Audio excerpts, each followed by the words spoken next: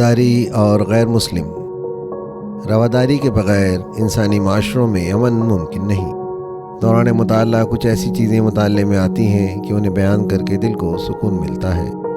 یہاں 8 سال قبل اسرائیل میں اذان پر لگنے والی ایک حکومتی تحریک کا ذکر کروں گا جو اذان پر پابندی لگانا چاہتی تھی۔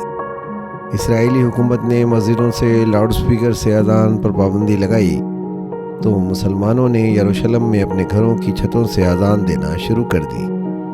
اسرائیلی حکومت کی اذان پر پابندی کے فیصلے کو، جسے پولوشن آف نائز کے قوانین کے ذریعے روکنے کی کوشش کی گئی، اسرائیلی حکومت کو اس کوشش میں نہ صرف ناکامی ملی بلکہ اسے قفت کا سامنا بھی کرنا پڑا۔ اس موقع پر مذہبی آزادی کے حق میں بہت سے گروہ مسلمانوں کے ساتھ ہو گئے، خاص کر وہاں کی بعض تنظیموں نے مسلمانوں کی حق کے مطابق مدد کی۔ یروشلم کے عیسائیوں نے اسرائیلی حکومت کے فیصلے کی نہ صرف یہ کہ مخالفت کی ہے بلکہ اس سارے عمل کو مذہبی آزادی کے خلاف جانا، اور اس موقع پر مذہبی آزادی کی حمایت میں مسلمانوں کے ساتھ کھڑے ہو گئے۔ یہاں تک کہ عیسیٰ علیہ السلام کی جنم بھومی ناصرت کے گرجے نے تو بے نظیر مثال قائم کی، جب وہاں کی عیسائی علماء نے اپنے ایک گرجے سے مسلمانوں کو اپنے اذان کو بلند کرنے کا موقع فراہم کیا۔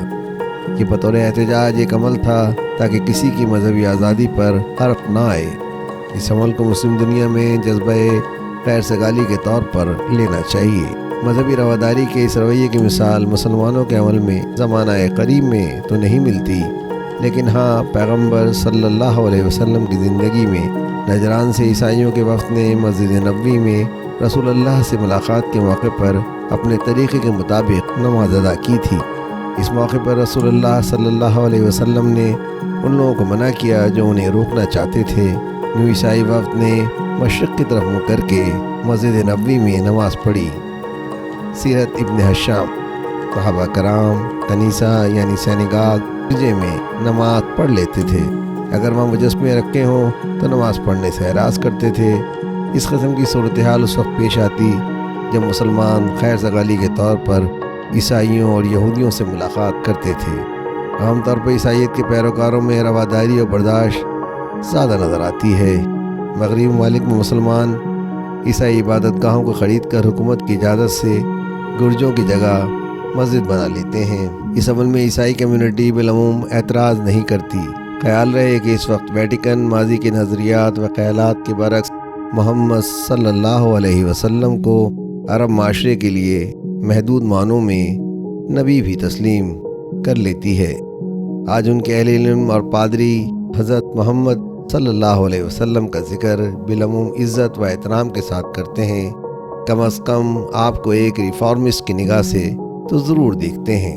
بھارت میں مذہبی رواداری اور انسانیت کی ایک مثال قائم کرتے ہوئے کلکتہ میں ایک ہندو فیملی نے اپنے ہی خاندان کے ایک رکن کی، جس کا انتقال ایک حادثے میں ہوا، اس خاتون کا جگر کا دیا مسلمان خاتون کو دیا جو جگر کے عارضے کے آخری مرحلے میں پہنچ گئی تھی۔ کلکتہ کے SSKM اسپتال نے 29 سالہ شاہانہ خان کے جگر کی کامیاب پیوندکاری کی ہے۔ دیکھیں، بہت سے انسان اپنا جنازہ اٹھنے کے بعد بھی اپنے جسم کے اعضاء کو مٹی کے کیڑوں کی نظر کرنے کے بجائے اپنے جسم کے ہر حصے کو دوسروں کی زندگی بچانے کی محبت میں اپنے جسم کے حصوں کو کارآمد کر لیتے ہیں، اور اپنے جسم کے آرگنز کو کسی دوسرے انسان کے جسم میں پیوست کر کے دوسرے انسان کی زندگی کا دیا بجھنے نہیں دیتے۔ یوں ایک مسلمان کے جسم میں ہندو کا جگر خون بنانے لگا۔ میں سوچنے لگا، خون ہوتا ہے، خدا کے امر سے ہمیشہ اپنی فطرت پر مسلم ہوتا ہے۔ انسان کی زندگی کو قائم رکھنے کے لیے وہ خدا کا مسلم ہو کر انسان کی بلا رنگ و نسل و مذہب خدمت کرتا رہتا ہے۔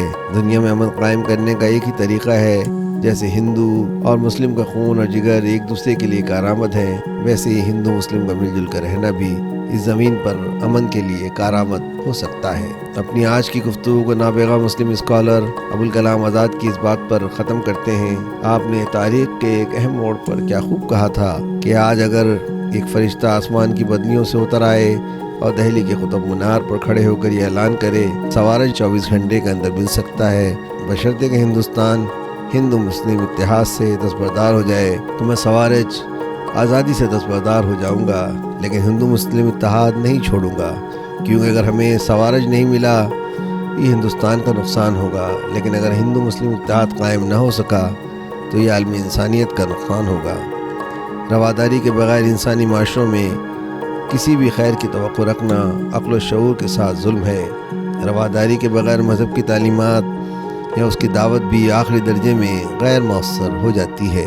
اس پس منظر میں غیر مسلم تو غیر مسلم ہیں، ہمیں تو بین المسلمین بھی مطلوبہ رواداری نظر نہیں آتی جو معاشرے میں امن پیدا کر سکے۔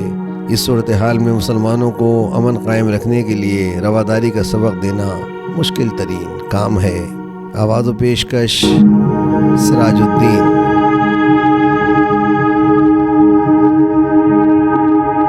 آئی ہے تو لائک کیجئے، سبسکرائب کیجئے تاکہ آپ کو میری نئی ویڈیو کا نوٹیفیکیشن بر وقت مل سکے۔ شکریہ۔